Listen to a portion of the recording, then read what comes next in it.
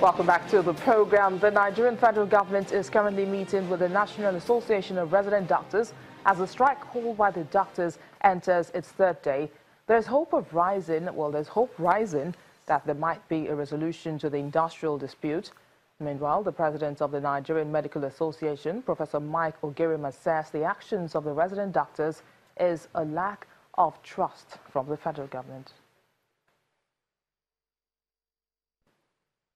The family physician and managing director of County Hospital, Dr. Amos Azu, joins me now in the studio to talk more about the resident doctors' strike. Well, thanks for coming on Network Africa. Thank you.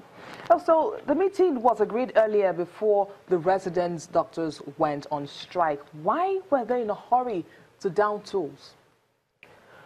Well, I am not a member of NROD, right? I'm into private practice.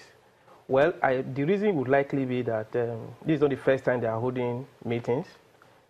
Probably meeting after meeting, somebody reneges of what was reached before. A memorandum of understanding was drawn and it was never followed. I think they have their reason for that, I think. Now, talking about those reasons, what are the issues they are agitating for? Okay, like I will tell you again, I'm not speaking for NROD, I'm not a member though. The strike issue is not a new thing now. The doctors going on strike is not new. It's a thing that's been recurrent even since I was a baby. The set of doctors that are going on strike today were not the ones that went on strike 10, 15 years ago. Okay? The government today wasn't the government in place like 10, 15 years ago. Yet, this thing keeps happening. It means that there's a systemic failure. We don't have a good structure that you can run to a structure and say, okay, this is what we have, this is what has been drawn, this is what we have. I think it's a systemic problem. Now, the meeting is ongoing now between the government and these doctors. Yes, you are not part of NERD, but what are you expecting to be a possible outcome from the meeting? I think my expectation is not different from every other person's expectation. It's not good when the hospitals are not functioning because a set of workers are aggrieved. Our expectation is that we believe in the minister, the honorable minister. I mean, the president of NMA this morning, when we listen to him talk, I mean, with what he said, I think there's going to be hope. We are hoping for the best in the dialogue. Well, thank you so much for coming on the program. Dr. Amos Azu is the managing director of Council Hospital. Thank you for having me. In other stories now, at least 15 people have been killed and dozens injured during heavy storms in Mauritania. The rains hit hardest in central and southern regions of the country. Many people lost their homes as buildings collapsed, leaving extensive damage behind. Well, this is the first time in nearly 20 years that Mauritania has had such severe storms. And after Anglophone activists called for a boycott at the start of the new school year, most schools are closed in Cameroon's English-speaking region for fear of violence. In October last year, Cameroonian forces cracked down on protests in the English-speaking region, beating and arresting protesters, some of whom faced the death penalty in military courts. As the boycott called by Cameroonian activists takes effect, most schools in Buea, the capital of the country's southwest region, remain closed. Tensions continue to brew in the mainly Anglophone region of Cameroon since last October, after Cameroonian forces cracked down on protests in the English-speaking region, beating and arresting protesters, some of whom faced the death penalty in military courts. Activists accuse Cameroon's government of silencing growing calls for either federalism or secession by the two English-speaking regions of the country, who say they are being marginalized and discriminated against.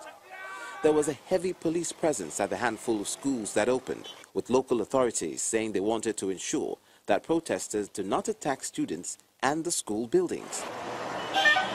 At a bilingual grammar school, Anglophone students did not attend school today, but a small number of Francophone students were seen being taught.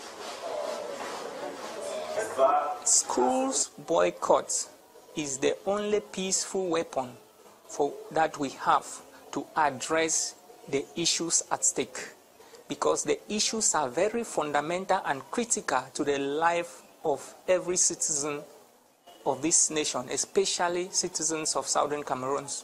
And if we don't use this weapon, we shall live to fight a war one day. The unrest has exposed national divisions between the regions of Cameroon that were historically colonized by the French and the British. It has also been a lightning rod for opposition to President Paul Biya's 35-year rule. Recently, dozens of activists from Cameroon's English-speaking community were freed from jail as the mainly French-speaking nation's President Biya moved to ease months of tension in its minority regions. President Biya ordered the military courts to drop its prosecution of the detainees, who were arrested following protests launched late last year by Anglophones demanding equal treatment. Some have criticized the boycott and protests by the Anglophone region, calling for political dialogue to solve the crisis instead. The challenge is for us to get our politics right. We have failed to get our politics right. We failed to press the necessary pressure points, political pressure points, for us to sit on the table and get the dialogue going. Unfortunately, the complaints of Anglophone Cameroonians have been not only shortchanged, but has been franchised to the streets in such a way that the kind of noise and kind of information we get is what you get from street thugs. Students are worried about their future, complaining of being behind the academic year since the crisis began. I've lost a whole year. I was supposed to be like a university student today, but I'm still in high school just because I couldn't finish my year in the high school. So it's a very big challenge for me, and seeing that today schools are not resuming effectively, I'm very worried. I don't know. The government has to do something very quick for us to resume school, because those of us who don't have means to go to other francophone areas, it's a very big challenge for us staying at home. Activists say they will not call off the boycott until the government acts on their grievances. Unemployed and facing a lack of opportunities, a group of young people have started a shoemaking business in Nigeria's northern city of Yola. The young entrepreneurs say they were inspired after a government's decision to promote and encourage the production and consumption of locally made products as a way of improving the economy. Despite a high youth unemployment caused by economic, political woes and an active insurgency in northern Nigeria, young entrepreneurs are finding ways to make use of limited resources to make a living. Official figures suggest 1 in every 2 15 to 24-year-olds are out of work. When Joshua Samuel set up his shoemaking business in the northeastern city of Yola 20 years ago, Nigeria's Islamist group Boko Haram was not in existence.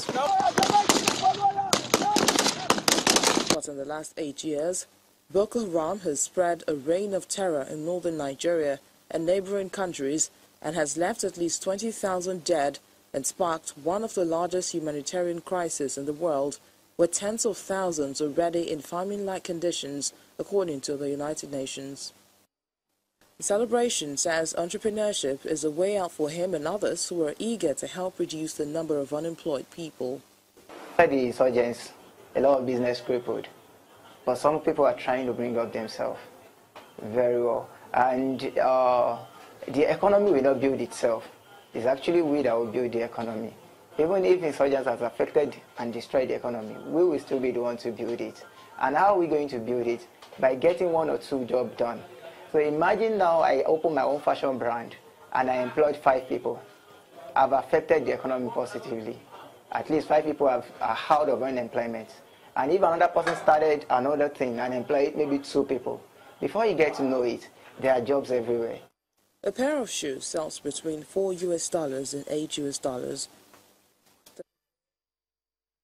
And that's our program today. Thank you for watching. I am Bisi Adebayo.